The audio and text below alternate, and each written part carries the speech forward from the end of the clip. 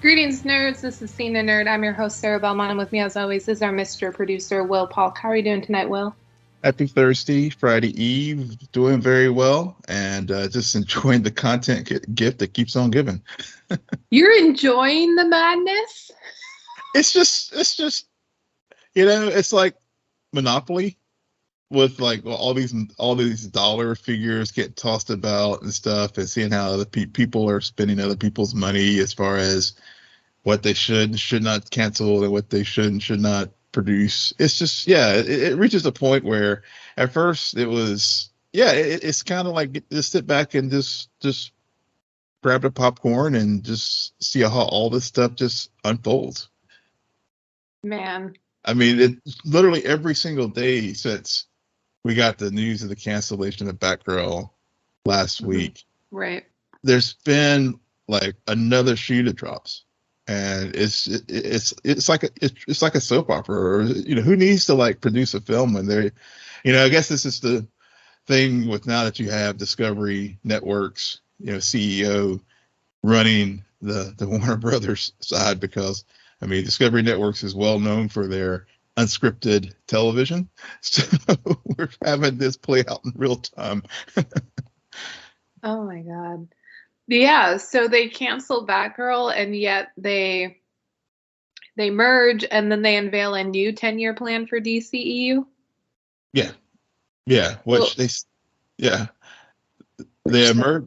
Yeah, they reveal a new 10-year plan, but they still have like a plan that has like these standalone projects like Batman and Joker, which they confirmed something that we talked about weeks ago, that Lady Gaga was going to be in Joker too, which we're like, okay, there's like, nothing to see here. We're just throwing this up here for you guys. But I've never really associated Joker with the DCEU. And it wasn't. You're right. Yeah. And then the Batman, I honestly, for listeners who have been around for a while, they know how hyped I was for that movie. I have seen it still one time. And I don't remember it. Like, people bring up the Batman and I'm like, oh yeah, that was a big thing that happened this past March. But it just, there's something about it that I don't remember it until somebody else brings it up. Mm-hmm. And I will say though that I think out of everything that needs to be preserved, because there's some things that they did in that movie at the end that we want follow through. Okay, follow through. For sure. But I'm also like, can we just not have a DC plan? Can you just, like, honestly, at this point, if you have a DC plan, go shred it, because it's not going to work out. I'm not going to believe you, even when you're filming. I could have sworn I said when everyone was freaking out about Michael Keaton being on set of The Flash, I'm like, that movie isn't going to get made. It was made. Will we ever see it? That's another story. Yeah. But one thing's for sure, we're not seeing Batgirl, which that was a shock. But I'm also, I don't know why, I'm kind of like, okay, well, it was only going to be released on HBO Max anyway. So, I mean, but it's just these projects. Yeah, well, that's how, it was like, it was a shock, because it's not every day you see a name IP like in the Bat family. I mean, it wasn't like it was the Wonder Twins thing, for example, where whenever they greenlit that to begin with, I was kind of like, huh? Now we're of all the characters in the DC catalog, you're gonna pull out the Wonder Twins to like make a live action show. So that one was a head scratcher. So I get that when that one was canceled, when the new folks came on board. Right. Batgirl. Yeah, I completely, I guess I'm of like two minds of this. On the one hand, yes, it was a bad look. I mean, it was a Latino led project. Obviously the optics of it were terrible. And also, you had the directors who Bib Adil and I'm blanking on the other person, but he was at his wedding in Morocco, and they did a wonderful job with Miss Marvel. So you hate it for the creatives because they put their time into this. Yes, they did get paid, but they still put a lot of time into this and all that. But on the other hand, I do get it from the business standpoint that, okay, we are this model of day and date streaming and pumping a boatload of money into a feature length project that's only going to go to streaming, and that probably may or may not move the needle as far as getting additional subscribers. Right. Yeah. Business sense. Okay, we'll just take the tax write-off. Better to do that, instead of throwing good money after the bad. And also to, because it was designed for streaming, they're going to have to do a significant amount of investment to even bring it up to feature length. So, from a business standpoint, I get what they did. Right. Absolutely. Yeah. I mean, we have to remember that part of the reason why these things keep happening is because the movies are how we consume film and TV is we're viewers, so we view it all as entertainment, but entertainment is a huge business, and there are a lot of people with money investment into that, just as much as there are the creators and the creatives behind it all. So and right now WB and DC, they're just not, they're just having a lot of shaky business deals happening. Yeah. And I mean, it all really started the moment they cast Ezra Miller, right? Oh, yeah. Yeah, you're right about the business aspect, because that's another point too. I mean, because of the AT&T, when they still owned Warner Brothers, and the prior CEO had this whole day and date streaming decision, at the beginning of the pandemic, and didn't tell the creatives, to the point where they like lost people like Christopher Nolan because they didn't give them a heads up that they were about to do this. And then they had to do the apology tour and the big, financial payout to people to try to make nice. The prior, it's kind of like, we have changes in administrations and workplaces and stuff. The prior people did a crappy job. So a lot of time the new people have to come in, fix the problems that were made by the prior team, and then move forward. So, but you're right. The whole idea of this 10-year plan, just stop it. And then, right. Go shred it. Yeah. 1 minute before I forget, on the note of Christopher Nolan, I did watch the trailer for his new movie, Oppenheimer. Oh, yeah. And it pissed me off because the thumbnail for that trailer is in black and white. Mm-hmm. So I went in thinking, oh, this is going to be black and white. He's going to do cool things with visuals, and it's Nolan. It's Nolan. And I'm watching it. I'm like, this is all freaking color. Yep. Me and my dad were talking about it, and we're just like, if this movie's going to be like a retrospective where we're going to be introduced to him when he's older, looking back at his life and telling the story of his life through that narration, and that's Michael Caine, and then you have Cillian Murphy play young Oppenheimer. Like the flashback should be in black and white, and the present should be in color. But it just that irritated me. I will end up seeing the movie. Oh yeah, me too. Because it's Nolan, and I'm always curious. It's Nolan. And moving on from that and back to the DC rodeo. Yeah. So you put on here some DC films are undergoing a reset. Many announced projects, including Static Shock, The Green Lantern Corps, Supergirl, J.J. Abrams' Black Superman project, with Ta-Nehisi Coates is still under development, but yet at a slower pace. That's just it. I mean, and something that you said about not trusting anything from the studios at this point as far as announcements and whatnot. Yeah, these things are still in progress, and even though it depends. It's the way this thing has evolved. It's like a game of telephone, right? Depending on one person you listen to, these things are canceled. The other person you listen to, they're still on. So that's why I only listen to you, Will, when you tell me things, and then I still question it and be I know you. "Oh, you're full of crap." I know you think I'm full of crap. I try to do my due diligence to like find the right stuff, because I want our listeners to be informed and not get into the be like poor Rosario Dawson, who was like at a con last week. Oh, I heard this about fan news that the Punisher's returning. You don't want to. I didn't hate that. Yeah, I know.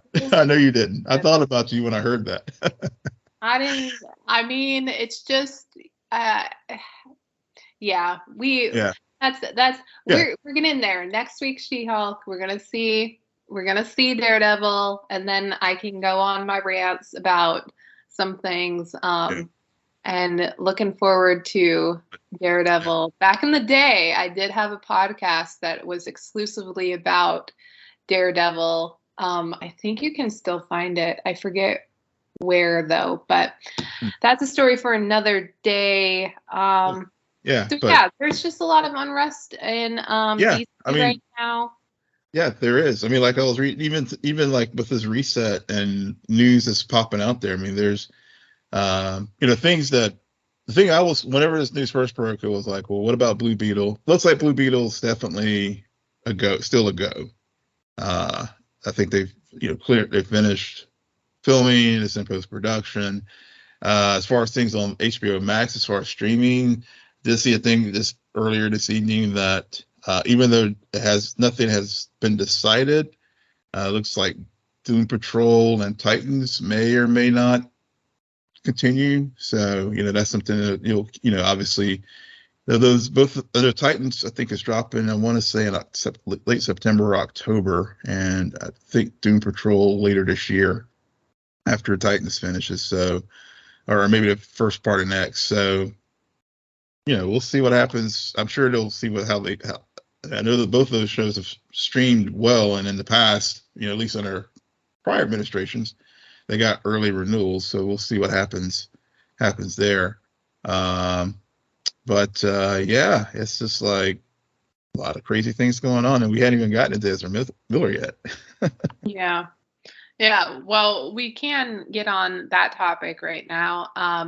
So the latest Miller update is he was charged with felony for a burglary in Vermont, but still managed to do reshoots on The Flash this summer. And Warner is now considering 3 different options on what to do with the film, according to The Hollywood Reporter. One of those options is just to burn it, right? Yeah, that's the third option. Just burn it. This swallow $200 million. I just feel bad for the actress who was going to play Supergirl. Mm-hmm. And a lot of the even Keaton, but I mean, Keaton, you've got enough. You've done a lot. You've been good, but just those other up and comers who this was quote unquote their big break, and then to have the lead star have all of these scandals, and now you don't even know if your big break is going to actually happen. Right. That's heartbreaking. There's a lot of victims in this whole thing. There's a lot. Cast, crew, and I guess the other 2 options. The first option that was reported was that his mom has been basically babysitting her 29-year-old son, and he's supposed to be seeking professional help after returning home to their farm in Vermont. So if hopefully if he does get that help, he'll do the the Will Smith video that explains why he did what he did, and then people will either accept that or not, and we can't control that. But and the movie will then open. The second scenario is if he doesn't reach out for help, then Warner could still release the film, but don't expect him to be a part of any kind of marketing or publicity. And actually, I didn't realize this, but I guess there's a movie that apparently just released this week with him in it. I can't remember the title of it right now, but that's the route they went, where he is just like, where they are not, Ezra is not in any of the publicity or whatever, but he plays a young version of the Salvador Dali film. So they play a young version of Dali, and they just did, and the studio that released that film just doesn't have him mention at all that he's playing this character. So yeah. Interesting. So here's the question though: if they do release it, whether he gets help, whether he doesn't get help, do you go and see it? I will. I'm not gonna sit here and like say I'm not. I'm just gonna be honest. I'm gonna go watch it. Yeah. I would probably end up going to see it too. I mean, if I were gonna if Bill didn't, I would probably skip it. But yeah, I mean, look at all the stuff Robert Downey Jr. did when he was young back in the '90s, and he's like, he's led a franchise for like over a decade. So I mean, people. I guess this is where you have to separate art from the artist.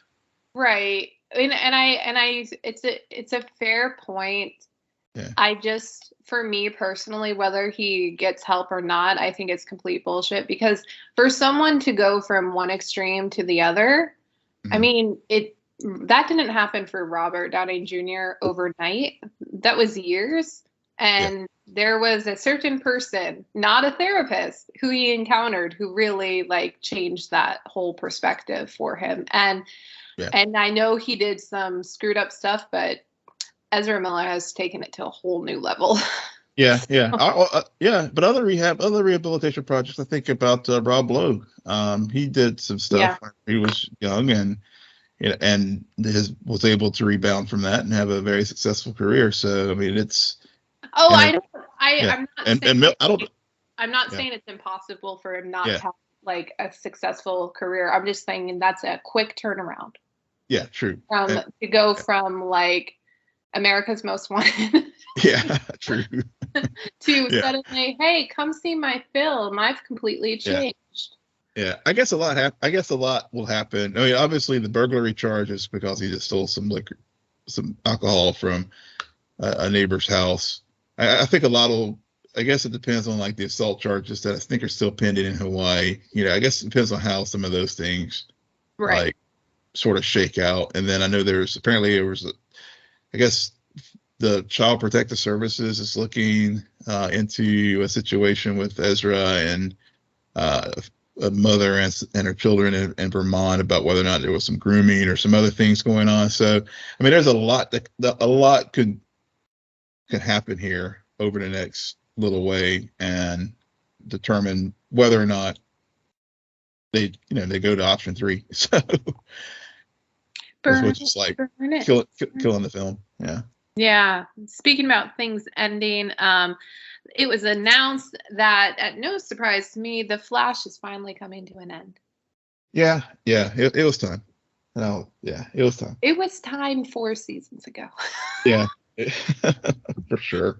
It was time 3 seasons ago. Whatever season had that zombie episode that, like, I barely remember, but I do distinctly remember it was the first time Will was like, I didn't really finish that episode. Yeah, that was season 7. I checked out season 7. I did. I think it was, and even some. So season 5, I was really getting kind of iffy about it, but the whole cicada stuff. Because even then we were both kind of like, okay, I think when we started potting about The Flash, it was season 3. Mm-hmm. And we would spend a whole hour of our show just talking about the Flash because it was still, at that level. It was decent. Yeah. It was, and then over time, obviously, as I got, branching out to other things and stuff, we started talking about other things. But yeah, it's just, I appreciate what they have done. I saw Grant's video, which, was like, Danielle was, the day it like got announced, she was like, out there on Insta, like thanking the fans and stuff. I guess it took Grant a few days just to like, come up. Maybe he just had to have the right tone. Maybe he was just like, I need to say something, but everything maybe he tried to record earlier just didn't come out right. So maybe he was finally got to something that he felt comfortable sharing as far as thanking the fans and talking about how bittersweet things, the ending is. But yeah, he's done. He got his big payday, and yeah, he's ready to do other stuff. So people, back off the man. Don't say Grant played the Flash in the movies. Let him do something different. Let him go play a doctor or somewhere. Yeah, he's not going to do that. Yeah. He's done it for all of his 20s. So yeah. So quick thoughts on I Am Groot. I actually did, I got off of work a little bit late today, and I did remember I still have to watch I Am Groot. I'd already listened to a few people talk about it. They were so freaking short. I know they were shorts, but I think the credits for each of those was longer than the show itself.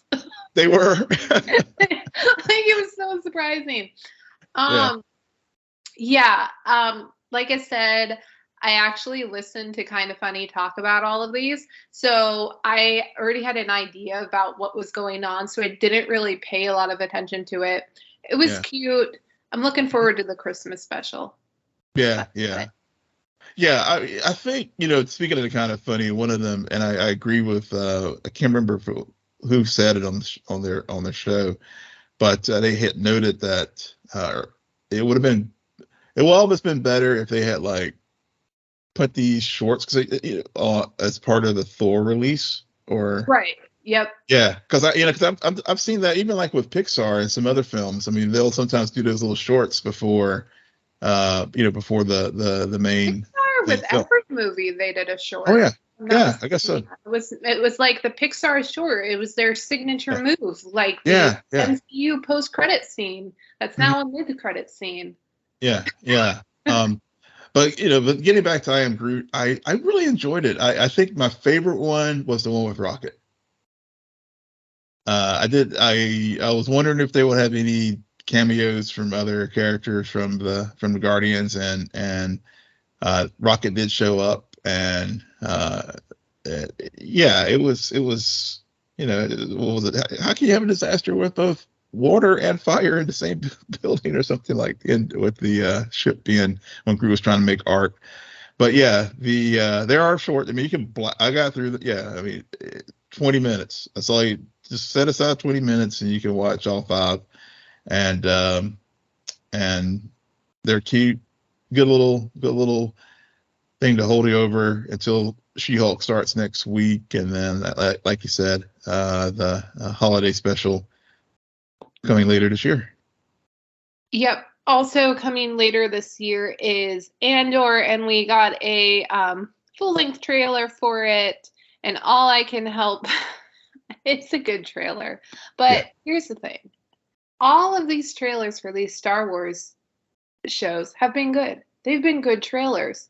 I always think about Rogue One pretty much anytime I see a trailer for a Star Wars show, because they're always, they visually, they look good. Mm-hmm. Story-wise, they put me to sleep. This one, I wasn't sure about this before, but I think this one is going to really move the needle, because with Obi-Wan, I think it had the expectations. I enjoyed Obi-Wan. Boba Fett, it was definitely, yeah. Anyway, moving on. I enjoyed every one for what it was. It filled in the sort of history of, that filling that missing gap.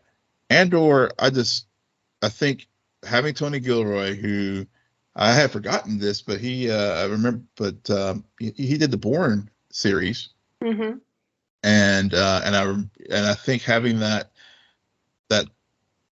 inspiration as far as the creative, and seeing that this really does look like that spy thriller, and really getting into the we're deep, we're well into the Empire now as far as the height of their debauchery. I love that scene in the trailer where Andor's narrating and he talks about the fat and lazy Empire, and they cut to the scene of the Imperial troops in the party and stuff, and that the Senate, seeing Saw Gerrera again, who obviously Saw was in Rogue One, but having watched Rebels and seeing his character develop in some very key episodes in Rebels, and also given that this show was set during that will end up in the same time period as Rebels and the potential growth of the rebellion. I'm really excited for this particular entry in the Star Wars universe, and it has a proper amount of episodes with 12 instead of trying to squeeze everything into 6 hours with 6, and it just looked beautifully shot. I mean, because that's the other thing too, they didn't use the vault. They actually tried to use as much practical effects and sets and real sound stages instead of shooting everything up on a green screen. So and I think it came across that way in the trailer. Yeah, like I said, it's a visually, it is good. It looks good. I just wish this would have come out 3 years ago, 4 years ago, right? A little bit closer to the hype that Andor had coming out of Rogue One. And it also, I don't know, it's also a little weird because there's been so much time in between Rogue One and now that Diego Luna has aged a bit. Or no, is that Diego Luna?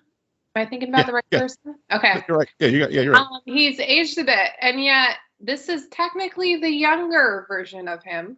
Yeah. Because we all know what happens, or those who have seen Rogue One knows what happens to his character, what the fate of Andor is. So it's just like there's something about it for me, and we always talk about this stakes going into this. It's like, okay, well. Yeah. Oh yeah. Yeah. Don't toy with his life too much because we know what's gonna happen. Yeah. So it'll be interesting to see if they can set up other characters.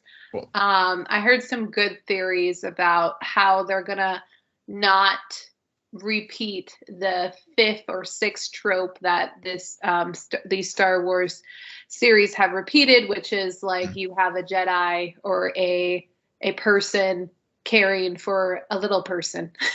Yeah. Well, and and I think also too, given that they will, I think they're smart, not just focusing on Andor, but also with Mon Mothma and her dealings with the Senate, and so I think they'll have multiple arcs that will have that good intrigue, even though we know, for folks who have watched Rogue One, knows Andor's fate, but at the same time, I mean, I think there'll be enough standalone stories and really build out this world of Star Wars even more in this period. I guess it's about 5 years before Rogue One. So, and then over the course of the 2 seasons, the plan is to fill in the gaps to the place where we get in Rogue One. So, again, it's a fascinating period in Star Wars universe, and I'm, like I said, I'm looking forward to it. I know they moved the start date back to September 21st, and We'll be dropping the first 3 episodes in. Yeah, thank God they did that. Yeah. Beginning of August was like so booked. I'm like, Jesus Christ. Yeah, it was crazy. I mean, I was whenever it was just in our show schedule, I was like, whew, got a little taking the pressure off. Yeah, especially because you're gonna do 3 episodes in one drop like that. Mm-hmm. So you watched something else that I haven't watched. I know I should watch it and everything, but here's the thing. Here's the truth. I have actually never watched a Predator movie. Oh, okay. The closest I've ever come to is surprisingly Alien v Predator, which for some reason I saw in theaters with my mom and my little brother. Do not ask me why or how that happened. It just happened. And that is like the closest I've ever, I think. I mean, there might have been a time when that movie was playing on like TNT or something when I was growing up, but it never registered. And I mean, at that point I have seen bits of Alien, and Alien freaked me the fuck out when I was a kid. So there was no way I was going to watch another Alien movie similar to it. So Predator was off the table.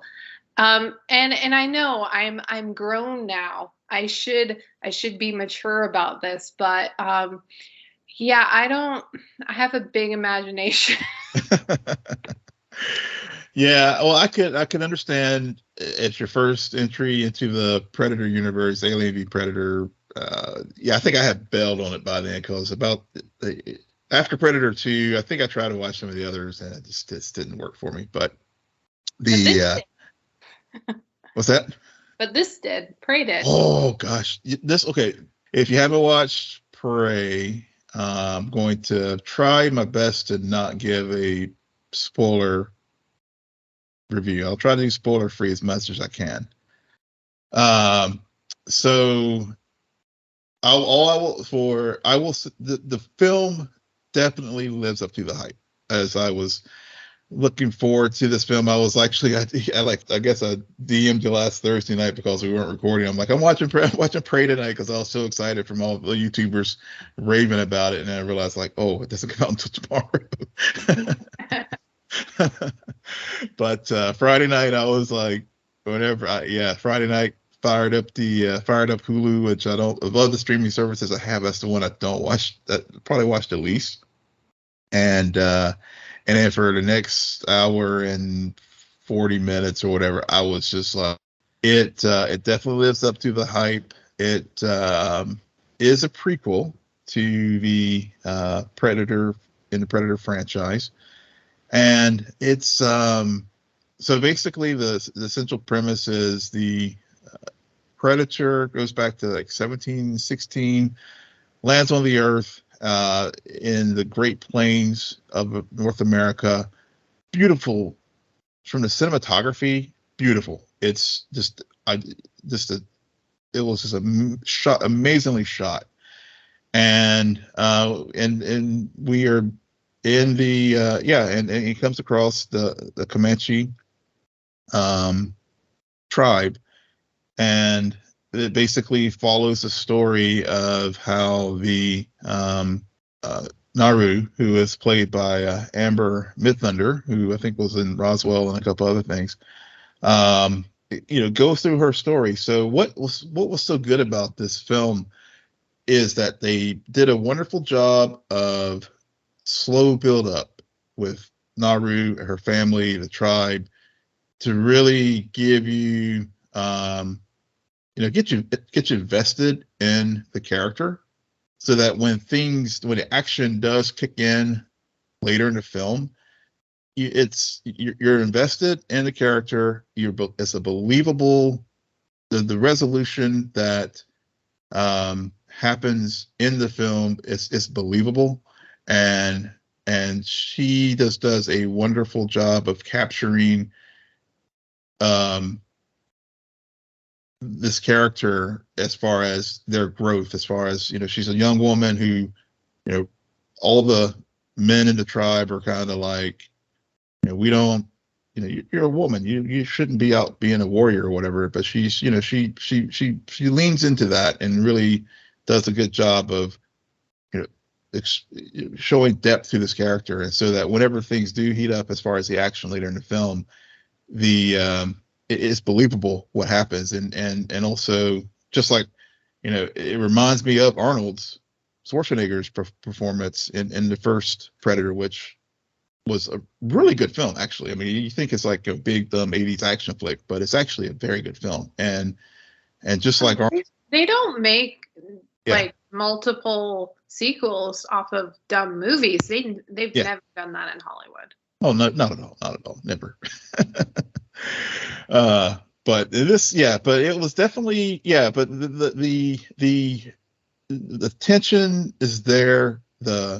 Keeps you on the edge of your seat as far as when things are going down, and with Naru, the twists on they do a lot of head fakes, especially because they inspire. There's definite scenes that are inspired from the original film, and you think they're just going to like repeat those beat by beat, but then they do twist to those original beats, and it's very organic to and realistic to the time, as far as like what a person in that time period would have to do to defeat the Predator. So Easter eggs are also in there, and there's one that's been very prominent that ties into Predator 2, and also the way the film ends, it definitely could like potentially set up more more spin-offs in this universe, prior to the first time we meet the Predator in the 1980s. So like I said, lives up to the hype. Super enjoyed it. I watched the English language version and then watched the Comanche dub, because in the Comanche version lands even stronger.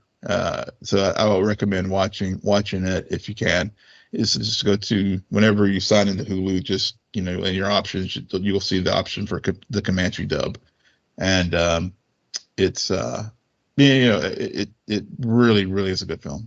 One of the better ones I've seen, and I hope it gets a limited theatrical release, because it definitely was the highest rated program in Hulu's on the platform, both TV or film ever released on that platform. So both here in the U.S. and internationally as well.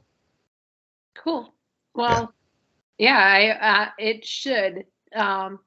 Usually when a show is that prominent on the platform it's released, it does get some accolades. So hopefully that will happen. Now, I may not have watched Prey like Will wanted me to, but I did watch Sandman. And so I texted Will after starting Sandman. So first of all, I completely forgot about it. And then I think it was Friday or Saturday, Will sent me a DM and said, "Hey, I'm watching Sandman. It's picking up. It's picking up." And I'm like thinking to myself, I haven't even started. Crap. That's like how I spent my Sunday, was watching majority of it, and then I saved the last 3 episodes to watch as we lead up to recording tonight. Honestly, there was parts, especially very early on, that I was like, damn it, Will, why didn't you tell me, Sarah, don't watch it, it's stupid, we can just skip it. Like, I wanted an out. It's a very hard show to get into. I really, the first episode, it's like, Will often complains about WandaVision's first episode. I've never complained about that episode. But this is like my version of that episode. Like, that episode was so fucking boring. So was the second one, and arguably the third one. And it's not that this show gets less boring, because the main character is really boring. It's that the universe gets bigger and a little bit more interesting and complex. And I like how the first half of this season is a complete story. that you expected to go on for the full season, but really they wrapped that up. He got out. He found what he was looking for. And then we go into part 2, which is connected to part 1. You just don't realize it until the end. So from a story structure, I really liked a lot of the writing that occurred. From I'm rooting for this lead character perspective, dear Lord, no. He is so boring. I cannot, he's just so boring. Yeah, I know, it was funny. Yeah, so yeah, I know whenever we were DMing back and forth over the weekend about it, because I was instant. So first off, I did not read the source material. I never read the Sandman. It was like 75 issues, over 3,000 pages. I think it was it's written by Neil Gaiman, and he's been very particular about bringing this story to live action, because I think many people have tried, even like Eric Kripke, even from our friend from Supernatural and The Boys, was at one point tried to adapt this. I think Joseph Gordon-Levitt also wanted to try to adapt it as well, but no one ever could get it quite right. But then David Goyer, who's written a lot of our favorite DC movies and shows like Krypton and others, and Alan Heinberg, I believe, were the ones who finally got it where Gaiman was like, okay, I feel comfortable with you guys doing this. So there is that piece. And this, I guess, these first two, two chapters, I guess, of this first season were adaptations of the first 2 stories of the comics. And so I, not having any familiarity with the source material beyond like, okay, I knew who the Sandman was and Dream, and that was about it from what I read in the descriptions. I wanted this completely cold, and I fell in love with it immediately. I really did. I was like, I told you, I was like, I'm really liking this, and I got where it, and I agree with you that Dream, is he going to light the screen on fire with charisma? No. It's not. I mean, but that's not. I think because I was like, But when it first started opening up, and with the opening scene, and you have the first companion, Raven, not Pat Knowles, not Matthew, but the other Raven, was flying through the dreaming, and meeting up with the guy who ended up going to Burgess's house. And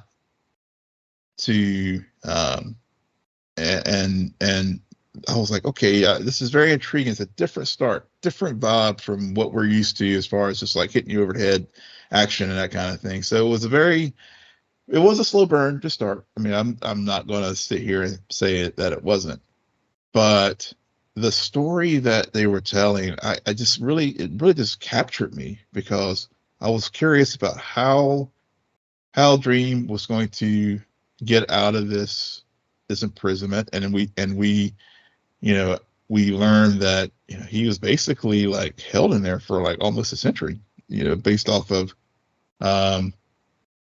later episodes, whenever he was when we got his once in a century meeting with Hobb, and the whole sleeping sickness, and how real world events, because people could not dream, were impacted by his capture.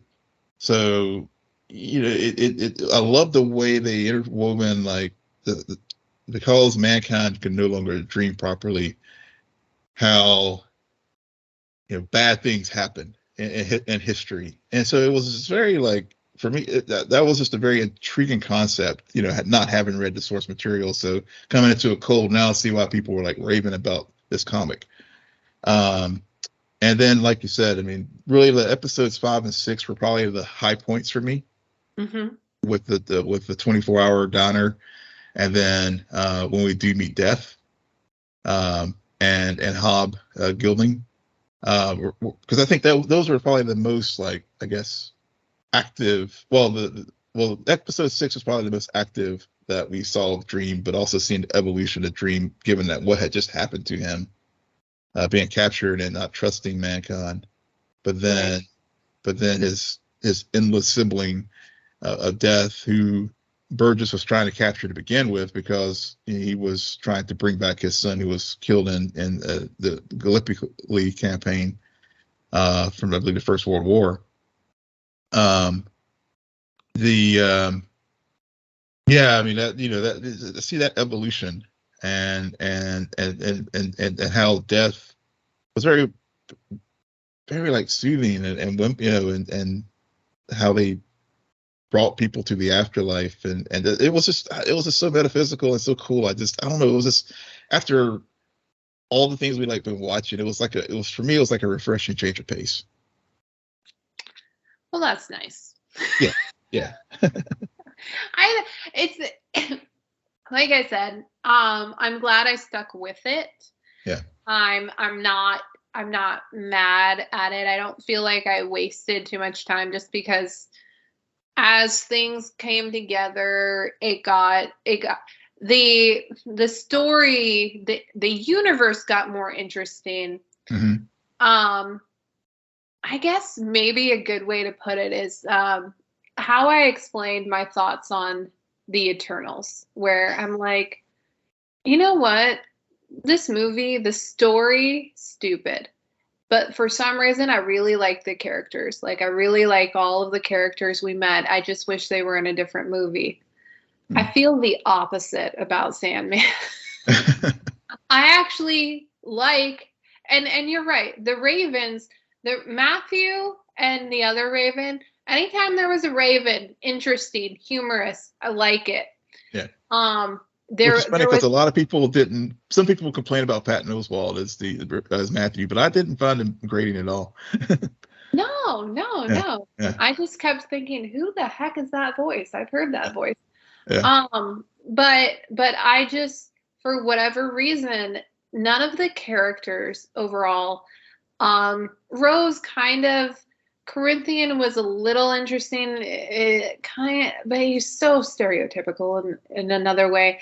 But I did like this idea that he went to this convention for serial killers, and like that whole concept. Like, this is what I'm saying. The writing, really smart, really interesting, and really freaking dark.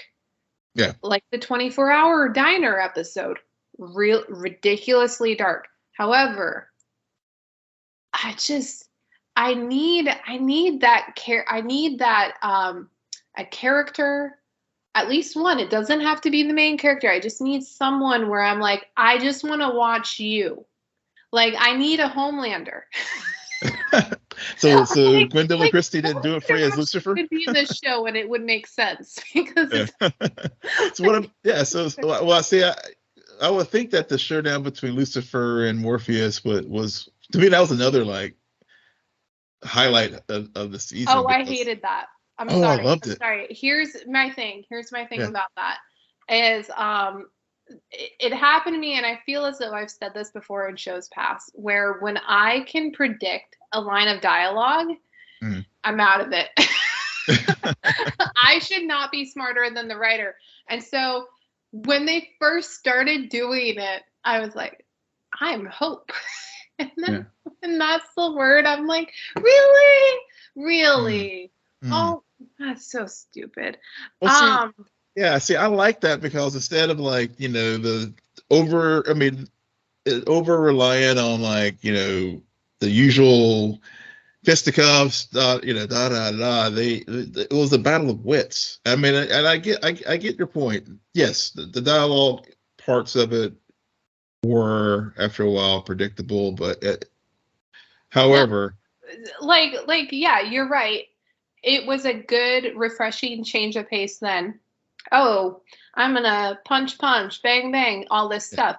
But if you're gonna call it, well, it's interesting because it was Battle of Wits, I'm like, okay, well, compare it to Loki season finale.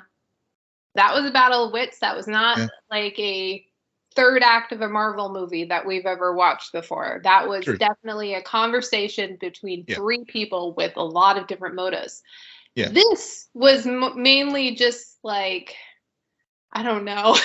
Yeah, that's a fair point. Good comparison. Yeah, good comparison. That's actually no. I mean, I think that's a very good comparison. I think you're right. I mean, I think the Loki finale definitely was about of wits, and it was a good change of pace too. And I think that's why I think as I get more distance from it, it's definitely one of my favorite Marvel projects because of that. It turned expectations upside down from what we're used to seeing.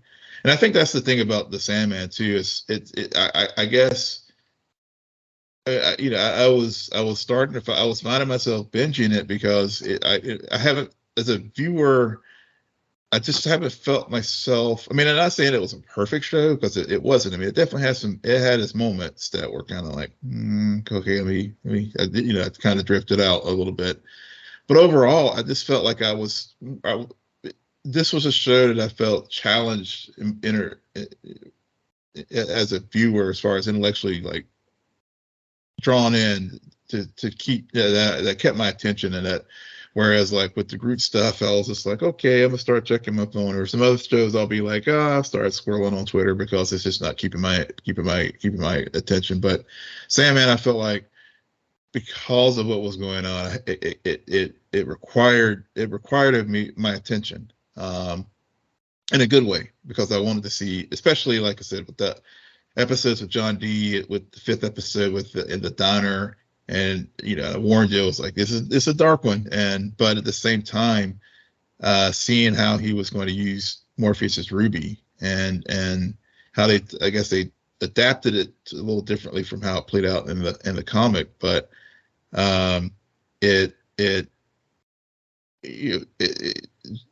D was that creepy, dark character who was like playing with all these things in the diner, and you knew it was going to end up in a bad result with these people. But yeah, it was like a train wreck that you just can't turn away from. Yeah, I mean, it was dark.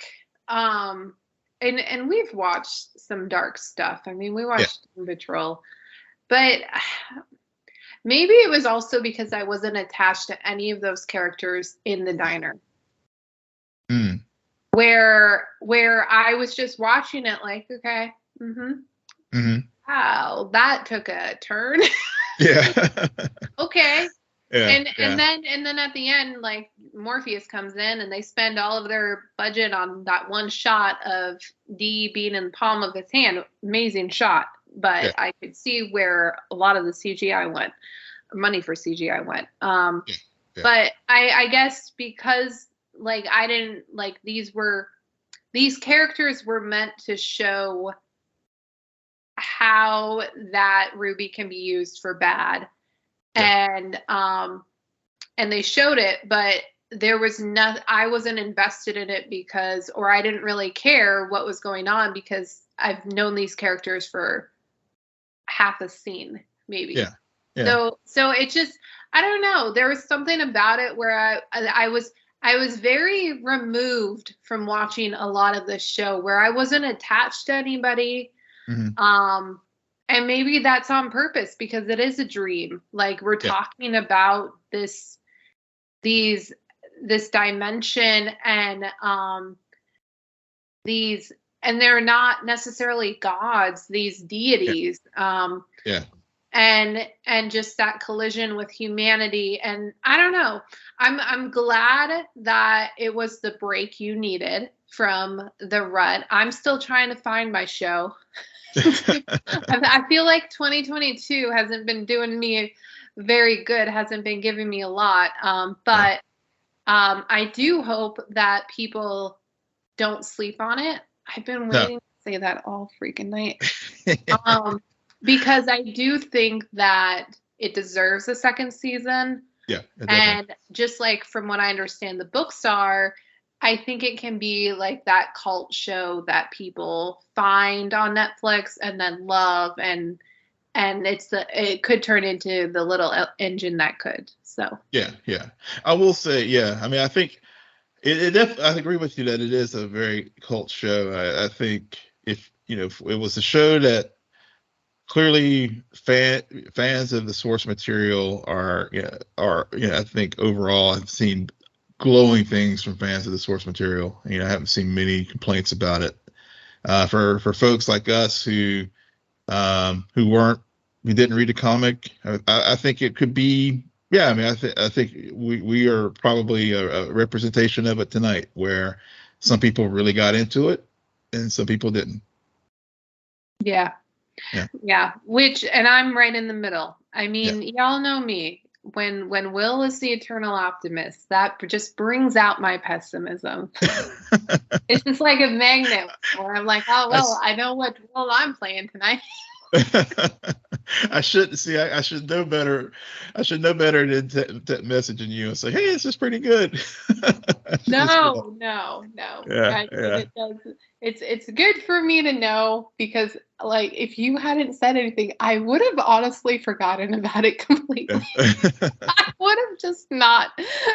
I was so, after taking a week off of recording, I was so not in that mindset. And maybe that's also why I went into it kind of begrudgingly, is because we had a week off, and so I was able to like not be tied to watch anything. I didn't have required reading, and then I did it. I'm like, damn it. Well, I blame that. I love it, listeners. I love you. Thank you for. I don't know why you're still listening to us, but thank you. And I do quote unquote love the shows we talk about. I just also really like making fun of the shows we talk about. Oh yeah. And there's some that definitely deserve to be made fun of.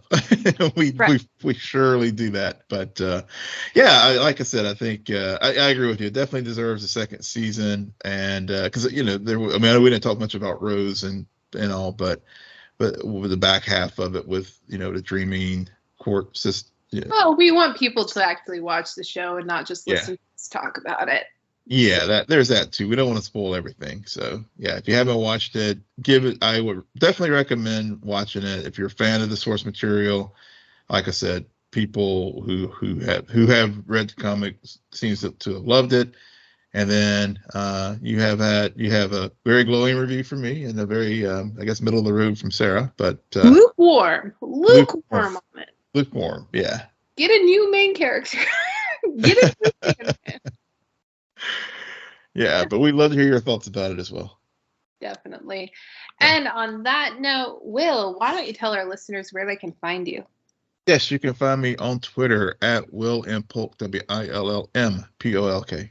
And you can find me at SJ Belmont, SJBELMONT. Please follow our crew on Twitter at SNN Nerd. Friend us on Facebook, follow us on Instagram, and visit our website, www.snnnerdpodcast.com. But most importantly, rate, follow, and comment on Apple Podcasts, Spotify, YouTube, Good Pods, or wherever you get your podcasts. Good night. Good night. Good luck. You're welcome.